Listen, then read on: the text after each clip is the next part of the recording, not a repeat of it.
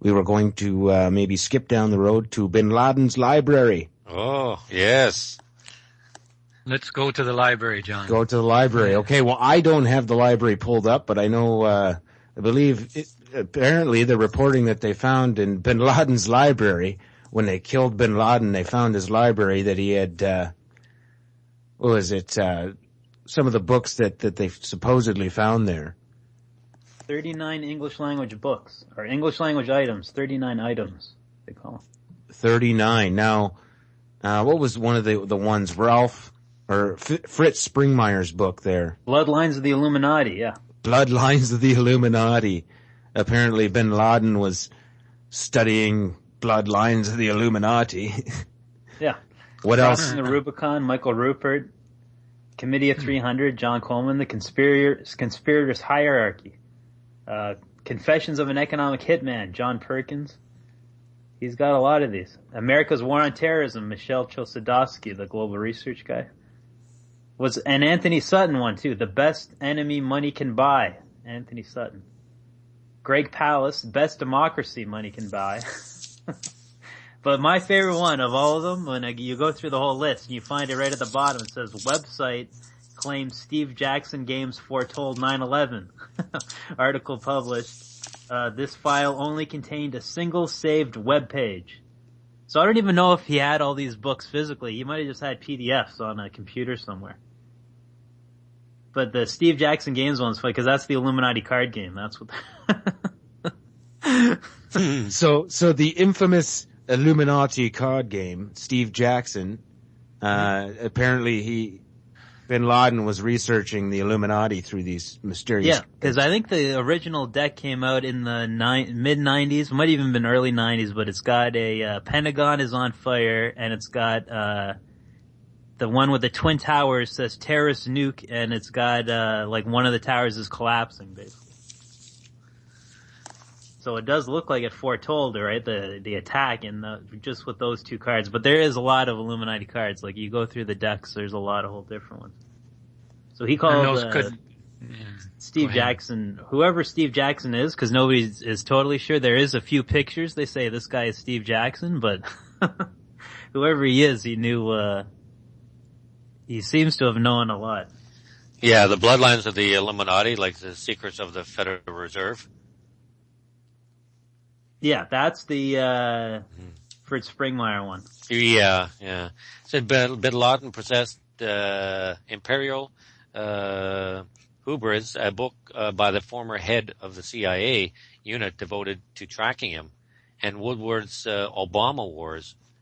And the architects of the 9/11 attacks owned both the 9/11 Commission report and a book that claimed 9/11 was an inside job by the U.S. government. David Kardenstein Ross, a terrorism scholar and senior fellow of the Foundation for Defense and Democracy, said bin Laden used English language sources to prepare material for his fury statements and to help him understand America. There is a very significant change that conjectural work was used to help him understand Western society rather than just being there for pure polemical purposes, which is in of itself interesting. He clearly had a fascination with conspiracy theories, though he almost certainly had a very dim view of 9/11 conspiracy theories, he said. In addition of the books, bin Laden's library contained academic studies by the U.S. think tanks on terrorism and the Middle East, articles from magazines like Foreign Policy and Newsweek, and the writings of other extremists. The U.S. also declassified 103,000 of bin Laden documents, 103 of thousands of bin Laden documents related to Al-Qaeda and bin Laden's personal life. His collection included wistful messages to his family, including a wife he called the apple of his eye. The detectives and operatives he wanted to stay focused on the United States rather than battle with other enemies or the information of an Islamic State. The cache case included the kind of job applications that employed the same dry tone to ask fill-in-the-blanks questions familiar to corporate and interviewees, any hobbies or pastimes, and the jihadist-specific questions like, do you wish to execute a suicide operation? That type of thing. So, yeah, it's a whole big thing in here about bin Laden. So hold on here. Now this supposed bin Laden library filled with every conspiracy book known to man, basically to demonize, any conspiracy theory type book that may be out there. Basically any book that Chapters and Indigo won't sell. Then they'll say you're with bin Laden. Wasn't this library supposedly found at the bin Laden compound where they supposedly got him? We got him. Is that where they supposedly found this library, or what's the deal with that? Yeah, that's where they found it. Abbottabad, Pakistan. So here's what I'm getting at. In order to buy this story that this is, the bin Laden library and he likes all the Illuminati conspiracy stuff and you're basically a bin Laden terrorist if you, like to read this stuff too, I have to believe that they actually got bin Laden. And I would love to talk to SEAL Team 6 who supposedly got him, but they all seem to have disappeared. Yeah, they were killed, yeah. So, how convenient. Yeah. Well, they're trying to say that bin Laden, either they're trying to say bin Laden is like a truth researcher, like they would, the derogatory term, they would call him a truther, I guess. Bin Laden is a truther. But then you look into the actual conspiracy of what happened in that mission in Pakistan is that they killed a guy that was called Ahkbar Han. His name was Ahkbar Han. He lived in Pakistan. And that's a Pakistani name. Yeah, so if this is Ahkbar Han's bookshelf, then obviously he was doing the research on this stuff. Because it is actually hard to believe that bin Laden would, like the character that the myth of bin Laden, that he's this character that was proud of, the 9/11 attacks. Why would he ever have, things doubting that he did it? If he called it, his, thing that he did. Why would he, just because he doesn't really have many other books that aren't really, either 9/11 truth or about how Bush is doing these failed wars, right? But then, I did notice one of these on here, The Secret Teaching of All Ages, Manly Hall, 1928. It's actually the only one they put the date on. They put brackets with the 1928 in the right beside it. So it's unless maybe that they've re-released the book. So he's got an original edition, Manly Hall, The Secret Teaching of All Ages, and that guy was supposed to be one of the top Freemason researchers of all time, Manly P. Hall. And they even made the Freemason Library. They've named it after Manly P. Hall. And, it's how many, that one stands out to me. Well, how many people would have books on these things? Illuminati. I have videos on Illuminati. I don't have any books, but a lot of people are into this kind of thing. Why would bin Laden not be a person to own something like that? And even these things can be planted there as well, just to say, okay, see, he did 9/11, we were right, this type of thing. So, no, it just doesn't hold water, this one. Well, he's also got Project MK Ultra, the CIA's program for research and behavior modification, joint subcommittee. So it looks like he's got the Senate hearing subcommittee or Congressional Senate hearing on the Committee of Intelligence on MK Ultra, but that one would make sense because with the brainwashing program they do in Guantanamo, it's if you believe that you were going to be sent there, then maybe you try to do some research on what their techniques are going to be. But I'm sure you might not be able to get that much out of a Senate report, Select Committee on Intelligence, but you'd probably get some research on it. Because if MK Ultra is a real program, and then, it would just be more advanced brainwashing they can do now.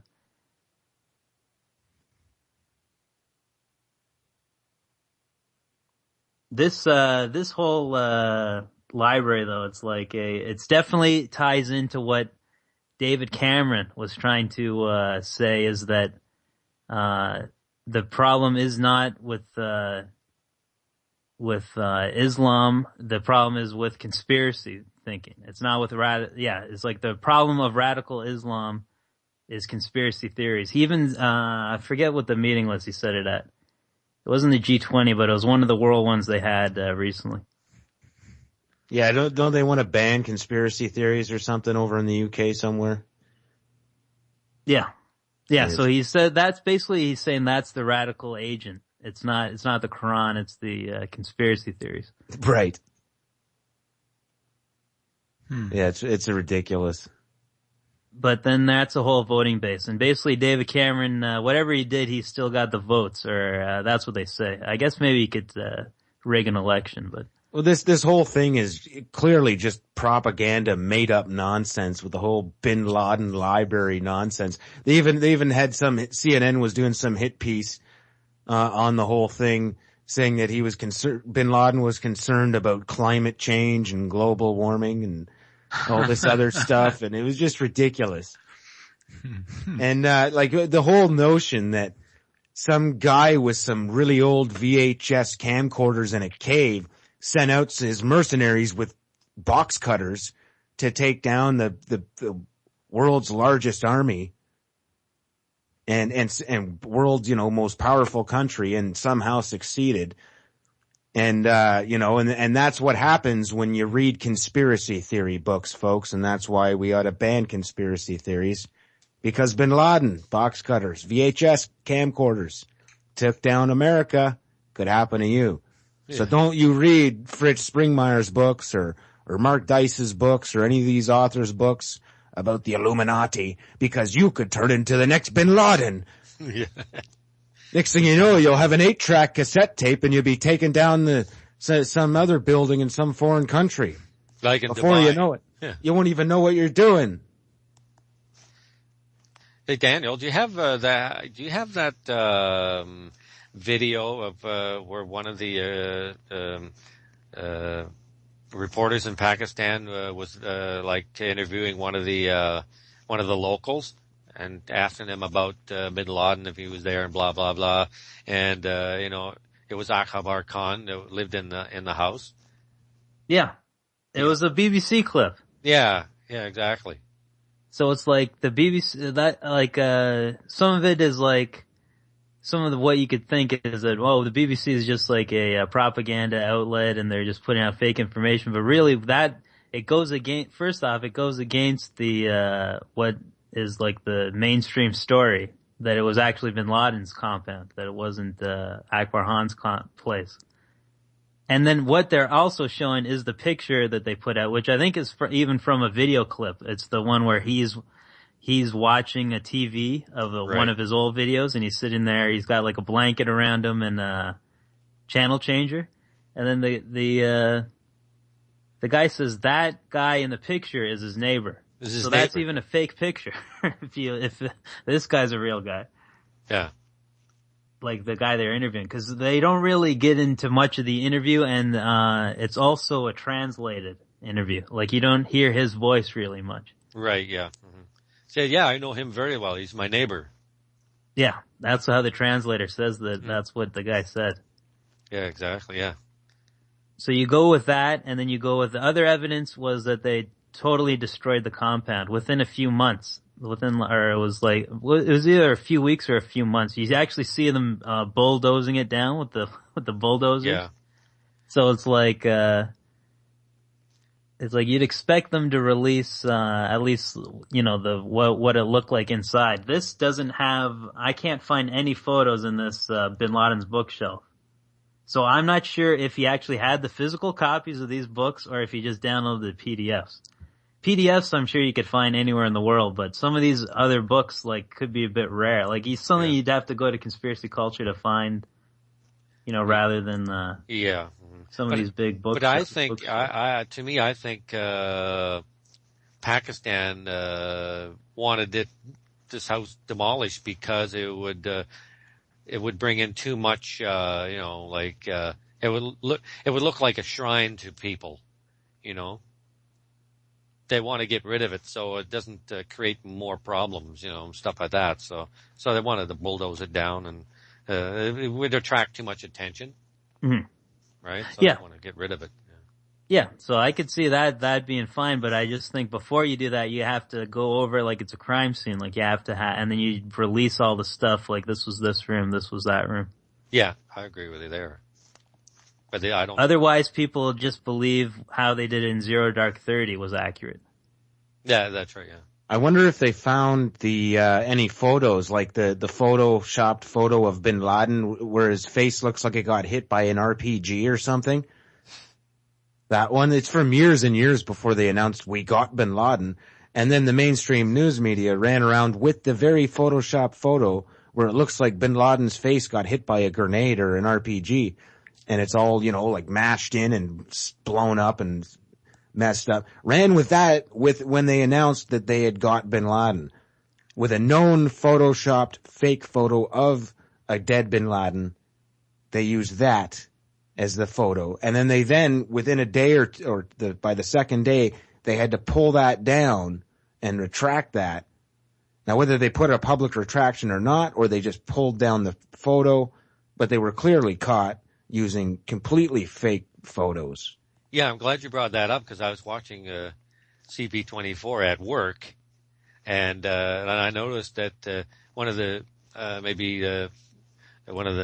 fake or whatever videos of Bin Laden speaking and him wearing a dark beard, right?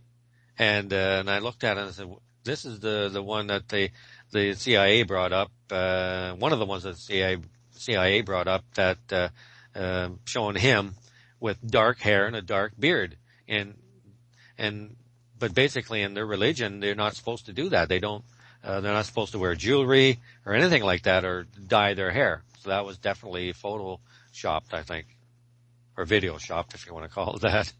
Well, see, Bin Laden likes to use just for men's hair dye. It's not, and so when I go to get my just for men, I ask for the Bin Laden shade. Yeah. It's ridiculous. Yeah. It's ridiculous. Like, it was clearly a different person because it wasn't just different hair color. You look at the facial features, it was clearly a different person. Unless Bin Laden dyed his hair and had nose surgery and chin surgery and mouth surgery and every other surgery known to man so that there was no similar features. Yeah. I mean, it's the guy was clearly a different guy than the other guy. Which one was the real Bin Laden? I mean, who knows at that point? I like to call him Usama bin Catman because he's been reported to be dead numerous times before this last We Got Him incident. And I like to think of him as he's got 9 lives, like Usama bin Catman. And we don't know which one they got today. Was it Bin Laden number 1, 2, or 3? Yeah. Or did they just kill one of the numerous photoshopped Bin Ladens? If anyone out there is interested in finding the website, it's the Office of Director of National Intelligence. DNI.gov. They released it, and it's Bin Laden's bookshelf as they put the main title, and then they've got like a brief paragraph describing what are these things you can click on, and all these lists of the stuff, they declassified material, and in that paragraph they refer to him as Usama bin Laden with the U. Usama, yeah. Yeah. So it's that Bin Laden, it's the Bin Laden that's spelled with a U, because there's another Bin Laden they spell with an O. Osama bin Laden. Yeah. This was Usama bin Laden. I think that's probably the way you really say it, or really spell it. So maybe they're just writing it like that because that's to remind you how to say it, and that it really is all the same guy. Yeah, Usama. Usama is like the FBI wanted poster. Remember the original one? Yeah, exactly. It said Usama. Yeah. So then that FBI wanted poster didn't list the crime of 9/11 of his other crimes. That does list, explosions where less people passed away than 9/11, But I don't even think he was accused. I don't think he was really had anything to do with those either. Mm-hmm. Well, if he did, he was definitely like a globalist because some of those were in like Sudan and stuff, weren't they? They were like in all over the world. Yeah. Mm-hmm. So it's, there is, when you look at Bin Laden definitely can be built up as a scary villain because, he was totally connected with, world, like intelligence rings, probably, Saudi Arabian royal family and like U.S. intelligence. There's the picture of him with Zbigniew Brzezinski where they're training him, to fight, I guess, the Soviet Empire. So it's like, in that sense, then it is, he does take on like the scary mythos of who he could be. But then, in the other sense, this is also like the perfect character to create if you're going to create a character. Oh, for sure. Under the guise of Tim Osman. Mm-hmm. I agree to that. And, no matter if he's been dead since 9/11 or just around December-ish, because he did have kidney dialysis every month, and he had dialysis treatment actually on September 10th of 2001 in Pakistan, and as well in the few months beforehand. Wasn't he being treated in Dubai as well? Dubai, yeah. That was in July 2001. Yeah, and he had been met with by some U.S. officials that met him there or something too. Exactly. And it was run by the U.S. military and the CIA. Mm-hmm. So they say that he had Marfan syndrome or something. Syndrome. That's what I heard. Yeah. And that that it would have been very hard to live in the conditions he was living in, and never leaving, because they even say they had scouted the thing for months, and like he never went outside at all, because they had an overhead satellite photo. Yeah. Mm-hmm. It's like, so wasn't there witnesses? Wasn't there witnesses, Mike or Daniel, about the regular doctors or nurses were told to leave, and special people went in there with them? Right. Either CIA or otherwise were in there with him for a period of time. Wasn't there some talk of that they were told to leave and other people were put in? Yeah, I heard about that too. Yeah, you're right, Mark. Where they took out the physicians that were there and put in his own physicians, and they were told to look after him, take care of him. Yeah. Yeah, that's right. Yeah. So that either means they were helping him pass away, or trying to brief him on what was going on. I'm not sure. Maybe telling him not to talk or something like that. Then that's when Bin Laden said... They have to tell him about the project for a new American century. Because it was the start of a new century, right? It's 2001. Yep. They're planning for the next 100 years, basically a new project where America becomes the head of the New World Order. Before giving it to China, I guess. So while they were putting Usama bin Laden on ice, they were preparing and grooming Obama bin Laden to take over the reins. Yeah, and that's why they needed to pull a new Pearl Harbor, which is also one of the books on his bookshelf. Did you see that, David Ray Griffin? Yes, yeah. Disturbing questions about the Bush administration and 9/11 is the subheadline of the new Pearl Harbor. So I was like, Bin Laden or whoever, Ahkbar Han or Bin Laden, whoever's bookshelf this is, would have known a lot of truth research. Well, I think, why would you bring books from outside of Pakistan when Ahkbar Khan already had the library there in the first place? Why would you bring in stuff to be planted there and then, and have him go in there and kill this so-called Bin Laden and then take all his library books from him? Doesn't make sense. It would make sense if this Ahkbar Khan had a library of his own. That would make more sense. Mm-hmm. And they just go in there, kill this guy, whatever, and then and take his books, and then we got Osama bin Laden stuff. Sorry, Usama. The whole point to this propaganda, in my view, is quite blatantly simple and obvious. It is to equate anyone who has any kind of conspiracy theory, whether it's in terms of 9/11 or other things like the Federal Reserve, the banking system, to basically equate them to the people who supposedly carried out the attacks on September 11th, the terrorists. So basically, if you're a conspiracy theorist, equals Osama bin Laden terrorist. And that's the basic connection the mainstream media is trying to put out there with this propaganda, phony baloney nonsense of Osama bin Laden's library. It's ridiculous. We'll be right back after the break. He claims the man in the picture is his neighbour. His name is Ahkbar Han. He owns the house they said was Osama's house. I know him very well. If the aim was to persuade the doubters, it didn't work here. This picture is not Osama. It's very suspicious. This picture. It is very suspicious.